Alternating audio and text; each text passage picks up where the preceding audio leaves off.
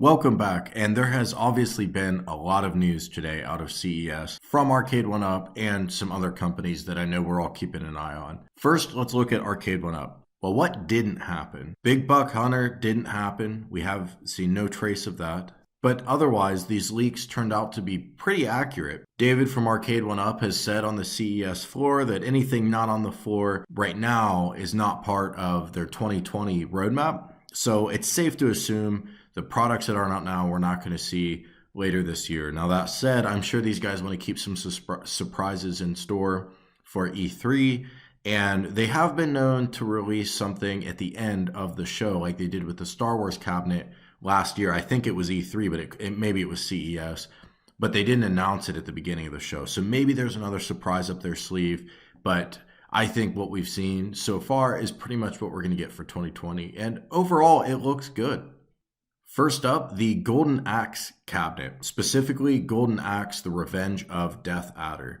That's a 4-player game. I've never played it before. I've heard good things about it. And wow, this cabinet looks awesome. So on looks alone, this is interesting to me. I passed on the TMNT cabinet only because I find that side-scrolling beat-em-ups just don't have a whole lot of replayability. And it had 2 games. I know it's TMNT. I know it's iconic. But for how much room the 4-player cab takes up, it wasn't enough for me to jump in. This game has a little bit more gameplay variety. It's still, of course, beat-em-up heavy, but we do get Wrestle War. The cabinet itself looks gorgeous, and it does have a light-up marquee. That was something I could not believe they left out of TMNT. You guys are probably all sick of hearing me complain about light-up marquees at this point, but I really think it's table stakes. And this comes with it, and it looks good. So this, I'm thinking, is going to have to be a purchase for me. This cabinet looks outstanding. The included games, as you can see, Golden Axe, Altered Beast, Shinobi, and Wrestle War. I've played the original Golden Axe, I've played Altered Beast, and I've played Shinobi, but only on console. I've not played the arcade ROMs. I've never played Wrestle War before. Interestingly, Wrestle War is a vertically oriented game, and they released an image of the screen displaying Wrestle War. They put graphic bezels around the image, just like if you've seen the At Games Legends Ultimate. When they do vertical games, they'll have themed graphics filling in the sides rather than just black bars. So it looks good. It's a nice attention to detail. This looks like a compelling cabinet. Now, interestingly, all 4 of these ROMs are mono ROMs. So we're finally getting the stereo cabinets, but we're still mostly getting mono games. So we're not getting the 2-channel sound. It's a small detail, but I'd like to see some newer arcade games in here take advantage of this new hardware. We're getting the Star Wars pinball cabinet that we saw. So that is legit. This cabinet looks gorgeous. The legs on this, as of now, are confirmed metal. Now, we know that the design for this cabinet is not finalized. John D said as much in a previous interview, but it looks great. It's got a chrome bezel, or almost like a T-molding, or where the T-molding would be is chrome. You can see from the design of the sides of the back box, it's really mimicking that side profile, kind of that fin shape that you get with Arcade1up cabinets. So it's pretty cool. The artwork looks awesome. The faux coin door looks very cool. It makes me wish all of the Arcade1up cabinets came with that instead of just the plain kick plate with a bunch of logos thrown on it that frankly is not a very thoughtful design. Side note on the faux coin door, when Arcade1up launched their product, they spent a lot of their marketing copy reinforcing that these cabinets don't take quarters. Clearly that was a concern they felt they had to address. If I buy this thing, am I going to have to also plunk quarters into it, since that's what we're used to doing with arcade games? So they spent a lot of energy establishing no quarters needed. So I understand why they wouldn't want anything that looks like a coin door on it. But that was back then. Now the home arcade market is established. People know what these are. So, to me, get rid of the kick plate, put this thing on it. This looks a lot more interesting. And it just makes the cabinet look a little more authentic. The Frogger cabinet is confirmed. This cabinet is another one that's a real looker. This is a cool looking arcade. I love what they did with the artwork up the bezel. Looks great. I love the faux wood grain. Man, that's awesome. If they could do that with a Frogger cocktail cabinet, that would be super legit. Again, got the light up marquee. It looks like all the new stuff they're coming with is light up marquee. And this includes Frogger, Time Pilot, and Time Pilot 84. And apparently we'll have an available graphic riser. Now, you never know how they're going to come to market with this. The Mortal Kombat was originally shown with a graphic riser, and we didn't get that until later with a Costco bundle. So will this thing be sold without a riser? Probably, but Overall, with or without the riser, this cabinet looks super slick. I don't know if I would buy it. Not a huge fan of Frogger. I've never played Time Pilot, so I'll have to do some research there, see if that's, maybe play like an emulated version, see if I'm into it. But I could see buying this just on the aesthetics alone. This would be a cool piece to have in your game room. And similarly, the new Pac-Man is out. Now, what's different from this with the leaked image?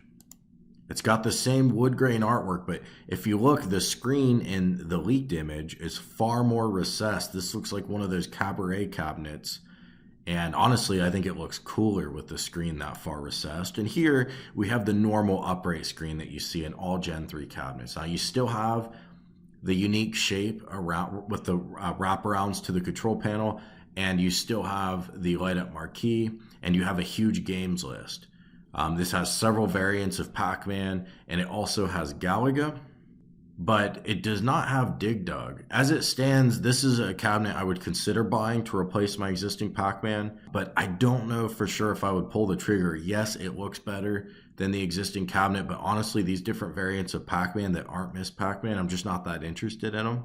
But if this came with Dig Dug, it'd be a no-brainer. I would definitely jump on it. Combining Pac-Man and Galaga, I know that those games go together. I know that they've been featured in a Namco arcade before that has both games. The problem with that is Galaga is a two-way joystick, and of course Pac-Man's a four-way. Well, what other game that could fit here would be a four-way that Arcade1up has the license to? Dig Dug. I would much rather see all these Pac-Man games and Dig Dug, and then make Galaga a separate cabinet. But that's just my pick. I'm sure they've done market research on this, and maybe Galaga is more compelling, or maybe they're waiting to do a standalone Dig Dug cabinet. God willing. But overall, looks good. This is beginning a theme where they're revisiting the early generation cabinets and kind of redesigning them and releasing them with some upgrades. This looks pretty slick. They also did show a Street Fighter. I don't have a photo of it, but they did show a Street Fighter on the table. You can see it if you look through some of the CES walkthroughs. I think the one that Retro Ralph did maybe features this. It has a light up marquee for the first time ever on Street Fighter. It has upgraded apparently the normal Gen 3 fighter joysticks like you got with Mortal Kombat. It has the bat tops, which who cares? New joystick tops are very cheap to replace. But whatever, it looks better. But it's not confirmed if it has the Gen 3 monitor or the older monitor. It does not have the recessed monitor. You instead get the normal monitor with mono sound. It's not recessed back into the cabinet to allow for stereo sound. So we get yet another version of Street Fighter that's mono. I don't know who's going to buy that thing. I guess somebody who hasn't already picked up Street Fighter. But they should do it proper like they did with Pac-Man. Give us a whole new cabinet, give us more Street Fighter titles, and give us stereo sound. The next cabinet was a huge surprise to me. This is Golden Tee with Silver Strike Bowling, the bowling game from Incredible Technologies, company that makes Golden Tee. So they're re-releasing Golden Tee. I think that I see speaker holes, but honestly, the quality of this photo, I'm not 100% sure, but I think I do. So that tells me they haven't given us stereo sound, which if that's true, I mean, come on, most of these cabinets they're giving us stereo sound with were not originally mixed in stereo, so you're really just getting two speakers both playing the same channel. These games are stereo, so if they didn't upgrade to give us stereo sound, that's ridiculous. But let's get to the big news here. We have a new Golden Tee cabinet with largely the original games. At least it's got Golden Tee Classic 2K, and I think 99 is here. I don't know if they still have 98. And then they threw in Silver Strike Bowling. A lot of people, when they got the Golden Tee cabinet, were wishing there was a bowling game on there, myself included. The cabinet itself looks the same, except this side panel is the Silver Strike Bowling artwork, and then they merged the marquee. This has a lot of people asking, myself included, are they going to release an update kit for people with the existing Golden Tee cabinets? And I would note, if you go to Arcade1up right now, you cannot buy the Golden Tee marquee.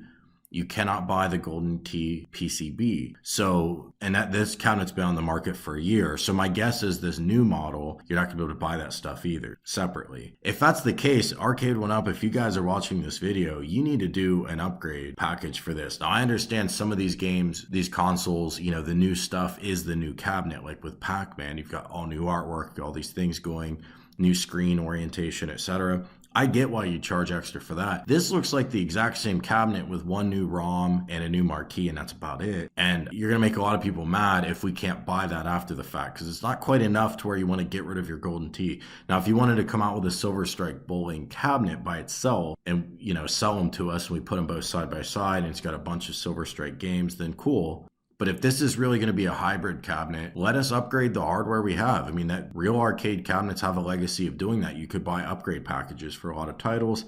You ought to be selling that to us. If you do sell it to us, that's going to be awesome. And I think a big win for your customer base. We now have an idea of what the new hardware configurations were that John D was hinting at. This giant joystick product. I don't know what to say about this. It doesn't look practical to play. It maybe looks cool. I could see if you had like a kid's bedroom and this was a toy there, I could see that being kind of neat. I don't know. I mean, it sounds like from the interview I saw that they want to sell this as almost like a party toy. Like instead of getting together and playing board games or something, you'd pull this thing out and play some classic arcade game. Yeah, I could see there being novelty with the giant joystick to look at. I just don't see people wanting to play this, but who knows? I don't know. I haven't held this thing or played it. Maybe it works better than I imagine. I did think it was interesting. They have a base at the bottom if you look closely. You have to use that base or else the entire joystick moves. So it's not very heavy, but it's big. So you got to put a lot of force on it to move this joystick.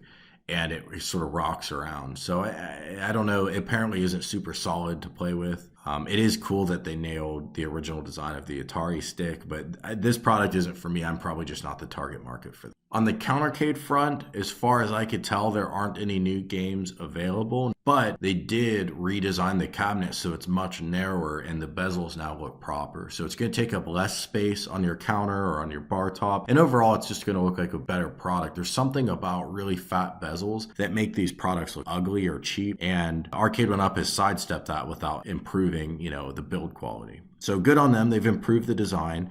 I'm okay with them not improving the build quality because they've lowered the price. They're going to be $99. There was also a Mars Attacks virtual pinball machine out as alongside the Star Wars table. Looked awesome. It looked very premium. These tables are not in their finalized build, so the build quality may change, but it looked fantastic. And again, if they can get this thing down to $500, if they can get this anywhere near $500, this will be a tremendous win at retail. If people were paying $400 for the Toy Shop cabinet and Arcade1up's only asking $500 or $600 for something that looks substantially better and a much better looking cabinet, then that's going to be a win. Also, in footage of the pinball machine, having the 24-inch display beneath the top layer of glass, so having it recessed a couple inches, actually did go a long way to make this cabinet look premium. And if you look at video footage, or if you've seen in person the Toy Shop cabinet where it's just the screen on the top, you'll see what I'm saying. It makes the product look more substantial, a little bit more dimensional, a little bit more 3D, and a little bit more like a real arcade cabinet. In an interview on the CES floor with, I think it was with Cool Toy, but it was either Cool Toy or Retro Ralph. Hopefully I'm not getting that wrong, but you can go watch the full videos if you want to see it. John D did report that you can get into these cabinets very easily. Apparently there are screws in the bezel that are easily removed. You can lift the entire bezel top up, and there were portholes in the back of the cabinet, both the back box and the back of the main cabinet, that you can unscrew and get your hands into the cabinet. So it sounds like that's so if we can